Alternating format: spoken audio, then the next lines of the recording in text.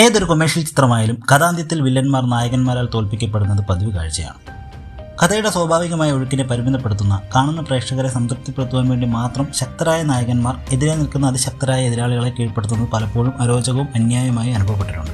Marvel cinematic യൂണിവേഴ്സിൽ അത്തരത്തിൽപ്പെട്ട ചില വില്ലന്മാരെ നമുക്കൊന്ന് count down ചെയ്യാം.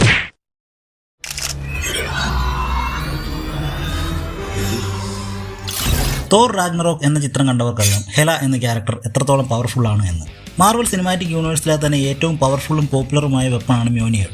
ഏതൊരു ആപൽഘട്ടമായാൽ പോലും അതിശക്തനായ അവഞ്ചറായ തോറിന് ഏറ്റവും അധികം കോൺഫിഡൻസ് തരുന്നതും 100 കണക്കിന് വർഷങ്ങളായി പങ്കെടുത്തിട്ടുള്ള ഏതൊരു പോരാട്ടത്തിലും തന്നെ വിജയത്തിലേക്ക് നയിച്ച തന്റെ ഏറ്റവും പ്രിയപ്പെട്ട ഹാമർ മുടിയിടയ്ക്കുള്ളിൽ തകർത്ത് തരിപ്പണമാക്കിയ തോറിന്റെ സ്വന്തം ചേച്ചിയാണ് ഹെല. തോർ, ലോക്കി, ഓഡിൻ എന്നിവരെക്കാളും എല്ലാം ഫാസ്റ്ററായ, ദീർഘനേരം ഫൈറ്റ് ചെയ്യുവാനും മുറിവുകളെ അതിവേഗം ഹീൽ ചെയ്യുവാനും കഴിവുള്ള, തോറിനെ കൊണ്ട് പോലും കീഴ്പ്പെടുത്താൻ കഴിയാത്തത്ര പവർഫുള്ളാണ് ഹെല എന്ന കഥാപാത്രം. മരിച്ചവരെ പോലും പുനർജീവിപ്പിക്കാൻ കഴിവുള്ള ഹെല ഇമ്മോർട്ടലുമാണ്. നായകന്റെ സംഘത്തിലുള്ള ആർക്കും അവളെ കീഴ്പ്പെടുത്താനാവില്ല എന്ന് മനസ്സിലാക്കിയ തോർ അഗ്നിരാക്ഷസനായ സർട്ടറിനെ ഉപയോഗിച്ചാണ് ഹെലയെ കീഴ്പ്പെടുത്താൻ ശ്രമിക്കുന്നത്.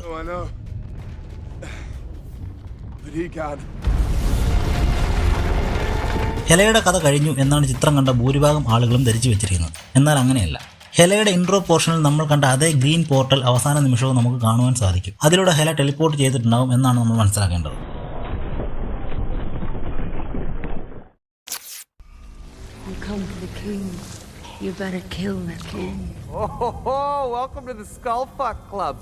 എക്സ്മെൻ ഫൗണ്ടറായ പ്രൊഫസർ എക്സ് മിസ്റ്റർ ചാൾസ് സേവിയറിന്റെ ട്വിൻ സിസ്റ്ററായ കസാൻഡ്ര നോവ എത്രത്തോളം പവർഫുള്ളായ വ്യക്തിയാണ് എന്ന് 2024 പുറത്തിറങ്ങിയ ഡെഡ്പൂൾ ആൻഡ് വൂൾവറിൻ എന്ന ചിത്രം കണ്ടവർക്കറിയാം. ടെലികൈനറ്റിക്, ടെലിപതിക് എബിലിറ്റികൾ കൈവശമുള്ള കസാൻഡ്ര എതിരാളികളുടെ സ്കിന്നിന്റെ ഉള്ളുവഴി കൈ പ്രവേശിപ്പിക്കുന്ന വൾഗറായ ആ ഒരു കാഴ്ച മാത്രം മതി ഏത് എതിരാളിയുടെയും ധൈര്യം ചോരാൻ. ടൈം റിപ്പർ യൂസ് ചെയ്ത് യൂണിവേഴ്സുകൾ നശിപ്പിക്കാനുള്ള ശ്രമത്തിനിടയിലെ നായകന്മാരുടെ ഇടപെടലാണ് കസാൻഡ്രയുടെ അന്ത്യത്തിന് കാരണമാകുന്നത്. മറിച്ച് നേർക്കുനേരെ ഒരു പോരാട്ടത്തിലൂടെ കസാൻഡ്രയെ കീഴ്പ്പെടുത്തുക എന്നത് വളരെ ശ്രമകരമായ ഒരു ദൗത്യമാണ്.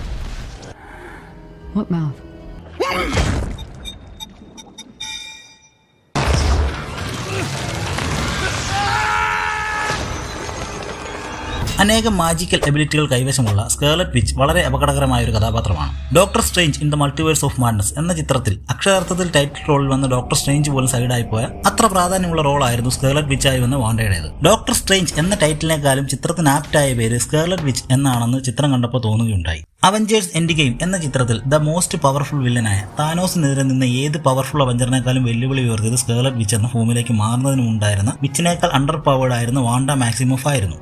ഒരു നോർമൽ ഹ്യൂമൻ ബീയിങ്ങിന്റെ വീക്ക്നെസ് എന്തൊക്കെയാണോ അതൊക്കെ സ്കാർലറ്റ് വിച്ചിനും ഉണ്ടാവും. Otherwise she is one of the most powerful individual in the Marvel cinematic universe.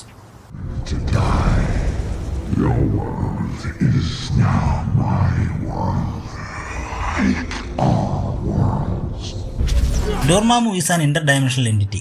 ടൈമും മാറ്ററും ഒന്നും പ്രശ്നമല്ലാത്ത ഡോർമാമു ആണ് ഡാർക്ക് ഡയമെൻഷൻസിന്റെ റൂളർ. അത്തരത്തിലുള്ള ഒന്നിനെ കീഴ്പ്പെടുത്തുക എന്നത് ഓൾമോസ്റ്റ് ഇമ്പോസിബിൾ ആയിട്ടുള്ള കാര്യമാണ്. അതുകൊണ്ടാണ് ടൈം സ്റ്റോൺ യൂസ് ചെയ്ത് ഒരു ലൂപ്പ് ക്രിയേറ്റ് ചെയ്ത് ഡോർമാമുവിനെ മാനസികമായി തളർത്താൻ ഡോക്ടർ സ്ട്രേഞ്ച് ശ്രമിച്ചത്.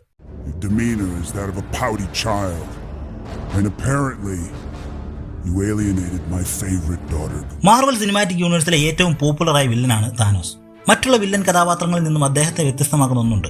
മറ്റുള്ളവരൊക്കെ പൊതുവെ സ്വാർത്ഥതയ്ക്ക് വേണ്ടിയാണ് എഫോർട്സ് എടുക്കാറ്. ലോകം കീഴടക്കണം എന്നാണ് ഭൂരിഭാഗം സൂപ്പർ ഹീറോ മൂവീസിലെയും ആന്റഗോണിസ്റ്റുകളുടെ ലക്ഷ്യം. അവരൊക്കെ എന്താണാവോ ഇങ്ങനെ. പക്ഷേ താനോസ് ഒരിക്കലും അത്തരത്തിലുള്ളൊരു ദുരാഗ്രഹിയായിരുന്നില്ല. ലോകത്തിന്റെ നന്മയാണ് അദ്ദേഹം മുന്നിൽ കണ്ടിരുന്നത്. ചിത്രം കാണുമ്പോൾ പല പ്രേക്ഷകരും കരുതും താനോസ് പറയുന്നത് ശരിയല്ലേ എന്ന്, അയാൾ എങ്ങനെ ഒരു വില്ലനാവും എന്ന്. പക്ഷേ എൻ്റെ അനുഭവം മറ്റൊന്നായിരുന്നു. റിസോഴ്സസ് മാനേജ് ചെയ്യാൻ ഹാഫ് പോപ്പുലേഷനെ വൈപ്പ് ചെയ്യുന്നതിന് പകരം ജീവിച്ചിരിക്കുന്ന എല്ലാ ജീവജാലങ്ങൾക്കും ലഭ്യമാകുന്ന അളവിൽ പുതിയ റിസോഴ്സുകൾ രൂപീകരിക്കുന്നതിനെ പറ്റി എന്തുകൊണ്ട് അദ്ദേഹം ചിന്തിച്ചില്ല?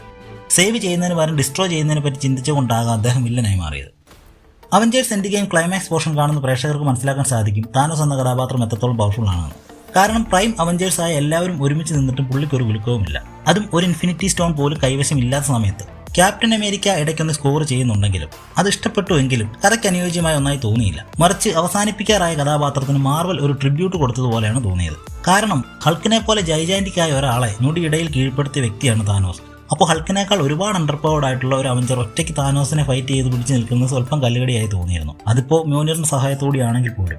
വാണ്ടയുടെ അറ്റാക്ക് ഒഴിച്ചു നിർത്തിയാൽ ബാക്കിയുള്ള ഓരോ അവഞ്ചറും താനോസിന്റെ ഒരു പ്രശ്നമായിരുന്നില്ല. കഥാന്ത്യത്തിൽ പോലും ആർക്കും അദ്ദേഹത്തിന് കീഴ്പ്പെടുത്താൻ സാധിച്ചിട്ടുമില്ല എന്നതാണ് ശ്രദ്ധേയമായ മറ്റൊരു കാര്യം.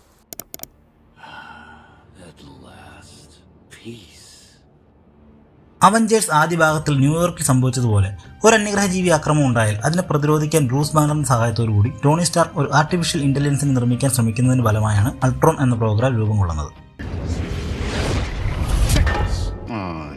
സ്വയം കാര്യങ്ങൾ മനസ്സിലാക്കുവാനും പഠിക്കുവാനും ലഭിക്കുന്ന പുതിയ അറിവുകളെ അടിസ്ഥാനമാക്കി പുതിയ ചിന്തകൾ ക്രിയേറ്റ് ചെയ്യുവാനും തീരുമാനങ്ങൾ എടുക്കുവാനും അൾട്രോൺ പ്രാപ്തനായിരുന്നു. അങ്ങനെ ഭൂമിയിലെ എല്ലാ തരത്തിലുള്ള പ്രശ്നങ്ങൾക്കും കാരണം മനുഷ്യനാണെന്ന് അൾട്രോൺ തിരിച്ചറിയുന്നു. ശേഷം മനുഷ്യരാശിയുടെ നാശത്തിനായി പദ്ധതികൾ രൂപീകരിക്കുന്നു. പക്ഷേ അത്തരത്തിലുള്ള പദ്ധതിയുമായി മുമ്പോട്ട് പോകാൻ ആരെയും അനുവദിക്കാനാവില്ലല്ലോ. ചെറുത്തു നിൽക്കാൻ ശ്രമിക്കുന്ന അവഞ്ചേഴ്സ് ടീം വിജയം കൈവരിക്കുകയാണ് എപ്പോഴത്തെയും പോലെ ഈ ചിത്രത്തിലും. പക്ഷേ അങ്ങനെ നിസ്സാരമായി കീഴ്പ്പെടുത്താൻ കഴിയുന്ന ഒരു എൻറ്റിറ്റിയാണോ അൾട്രോൺ എന്ന AI പ്രോഗ്രാം? MCUവിൽ നമ്മൾ കണ്ട അതിൽ നിന്നൊക്കെ വളരെ വ്യത്യസ്തമായ കഥാവതരണ ശൈലിയാണ് വാട്ട് ഇഫ് എന്ന മാർവൽ ആനിമേറ്റഡ് സീരീസിൻ്റേത്.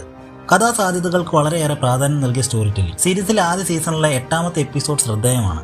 MCUവിൽ നടന്ന എല്ലാ സംഭവങ്ങളും മറ്റൊരു ഓൾട്ടർനേറ്റീവ് യൂണിവേഴ്സിൽ മറ്റൊരു തരത്തിൽ സംഭവിച്ചിരുന്നെങ്കിൽ പരിണത ഫലങ്ങൾ എന്തൊക്കെയാവുമായിരുന്നു എന്ന് കാണിച്ചു തന്ന ഒന്ന്. ഉവാട്ടു എന്ന മൾട്ടിവേഴ്സ് വാച്ചറിന്റെ വീക്ഷണത്തിൽ കൂടി മനോഹരമാക്കിയ കഥാവതരണം. കഴിഞ്ഞു പോയ ചിത്രങ്ങളിലെ ഇങ്ങനെയുള്ള സാധ്യതകളെക്കുറിച്ച് ഓരോ സാധാരണ പ്രേക്ഷകരും ചിന്തിക്കുന്നതിനപ്പുറമുള്ള കാര്യങ്ങളാണ് സീരീസ് ചർച്ച ചെയ്യുന്നത്. മനുഷ്യരുടെ നല്ല ഭാവിക്ക് വേണ്ടി ടോണി സ്റ്റാർ ക്രിയേറ്റ് ചെയ്ത അൾട്രോൺ ലോകനാശത്തിന് കാരണമാകാതെ തടുക്കാൻ അവഞ്ചേഴ്സിന് സാധിച്ചു. മറിച്ച് അൾട്രോണിനെ തടയാൻ അവർക്ക് കഴിഞ്ഞിരുന്നില്ല എങ്കിൽ എന്ത് സംഭവിച്ചേനെ? ഉദ്വേഗജനകമായ ആ കഥയാണ് വാട്ട് ഇഫിലെ അവസാനത്തെ 2 എപ്പിസോഡുകൾ പറയുന്നത്. തന്റെ ആഗ്രഹ സഫലീകരണത്തിന് വേണ്ടി അവൻ നിർമ്മിച്ച ഓർഗാനിക് ബോഡിയിലേക്ക് പരകായ പ്രവേശനം ചെയ്ത അൾട്രോൺ എതിർത്ത് നിന്നവരെല്ലാം വകവരുത്തി ഒരു യൂണിവേഴ്സിലെ എല്ലാ ജീവജാലങ്ങളെയും പൂർണ്ണമായി കൊന്നൊടുക്കുന്നു. ഇതൊന്നും അറിയാതെ ഇൻഫിനിറ്റി സ്റ്റോൺസുമായി ഹാഫ് പോപ്പുലേഷൻ വൈപ്പ് ചെയ്യാൻ ഇറങ്ങുന്ന താനോസിനെ പോലും ഒരു സെക്കൻഡ് കൊണ്ട് നിഷ്പ്രഭമാക്കിയ അൾട്രോൺ സ്റ്റോൺ സ്വന്തമാക്കുകയും മൾട്ടിപ്പിൾ ഡയമെൻഷൻസും യൂണിവേഴ്സും എക്സ്പ്ലോർ ചെയ്യുകയും ചെയ്യുന്നു. ഇൻഫിനിറ്റി അൾട്രോണിനെ തടയാൻ വാച്ചർ ഡോക്ടർ സ്ട്രേഞ്ചിന്റെ സഹായം ആവശ്യപ്പെടുന്നു. എന്തോ ഭാഗ്യത്തിന് വലിയ പരിക്കുകളില്ലാതെ അൾട്രോണിനെ തടയാൻ അവരുടെ ടീമിന് സാധിക്കുന്നു. എങ്കിലും പൂർണ്ണമായി അൾട്രോണിനെ നശിപ്പിക്കാനോ ഇല്ലാതാക്കാനോ ആർക്കും സാധിക്കുന്നുമില്ല. മറിച്ച് ഒരു പോക്കറ്റ് ഡയമെൻഷനുള്ളിൽ ട്രാപ്പ് ചെയ്യുകയാണ് ചെയ്യുന്നത്. അതെപ്പോൾ വേണമെങ്കിലും ബ്രേക്ക് ചെയ്യപ്പെട്ടേക്കാം. എൻ്റയർ മാർവൽ സിനിമാറ്റിക് യൂണിവേഴ്സിലെ മോസ്റ്റ് ഡേഞ്ചറസ് വില്ലനായി അനുഭവപ്പെട്ടിട്ടുള്ളത് അൾട്രോണിനെ തന്നെയാണ്. അവഞ്ചേഴ്സ് ഏജ് ഓഫ് അൾട്രോൺ കണ്ടവർക്ക് അങ്ങനെ തോന്നണമെന്നില്ല. മറിച്ച് വാട്ട് ഇഫ് സീരീസ് കണ്ട ആളുകൾക്ക് മനസ്സിലാവും ഇൻഫിനിറ്റി അൾട്രോൺ എത്രമാത്രം അപകടകാരിയായിരുന്നു എന്ന്.